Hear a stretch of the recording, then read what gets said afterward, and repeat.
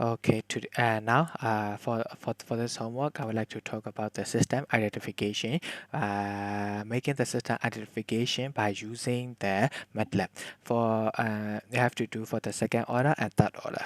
Uh, Okay, for why do we have to do the system identification? From this graph, you can see that we can, if that black box is a thing that we don't know what is this, what kind of thing is it. It can be the motor, it can be the some kinds of dynamic motors, it can be the hydraulic motor, it can be the pneumatic motor, etc. Everything can be the black box can be everything. And also we will give in the input to the black box, and we got that output. And system identification is to identify that black box. What is it? What kind of thing is it? What kinds of behavior is it? Something like that. Okay.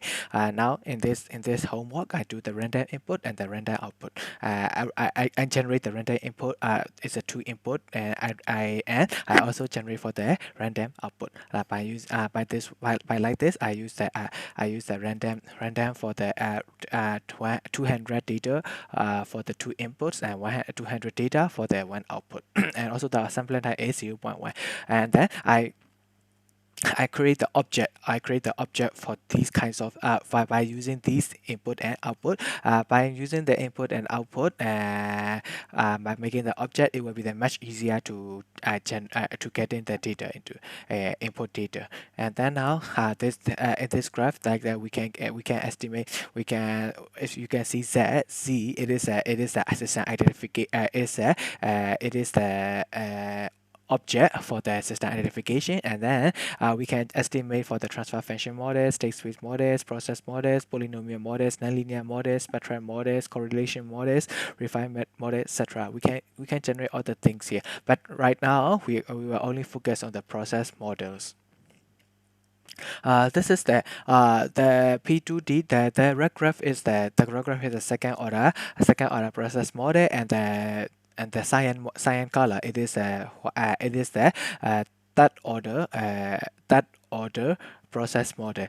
From this one, you can see that by using we are doing for the best fits, and then now you see that the third model has a good has a better performance than the second order model. But comparing to the inputs and the comparing to our output and the second order model, it is much better.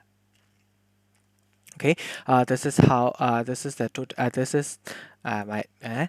this is how I'm going to do the input data. Like that here, I will choose the data object, because we already created the data object with the ID data. So here, I give the set. So if I create the set with this one, and then it will create the model again. Okay, input data. And also I already finished the input data and for the working data, and then we have to estimate, right? So we have to estimate for the process model. If we choose the process model, it will show the input is a one or two input, input one or input two. Okay, how many poles? One or two poles, three poles, etc. For the two poles, we can choose two poles, estimate.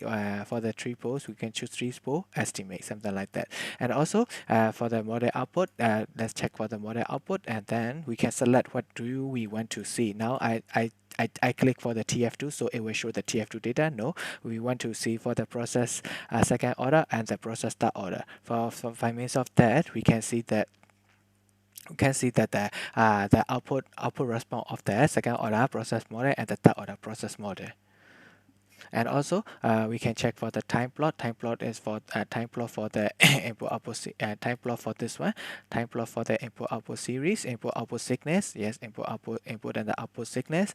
And also we can expose it to the workspace. And also if we click this one, we can check for the transfer function process model with the transfer function. Like here we can see this is a first this is the first input with regard to the first to the output, and this is the second input regarding to the output one. So this is these transfer functions and the gains kp dp1 dp2 dd. These are for the second order model, and this is for the third order model. Transfer function and the gains for the tp1 tp2 tp3. Yes.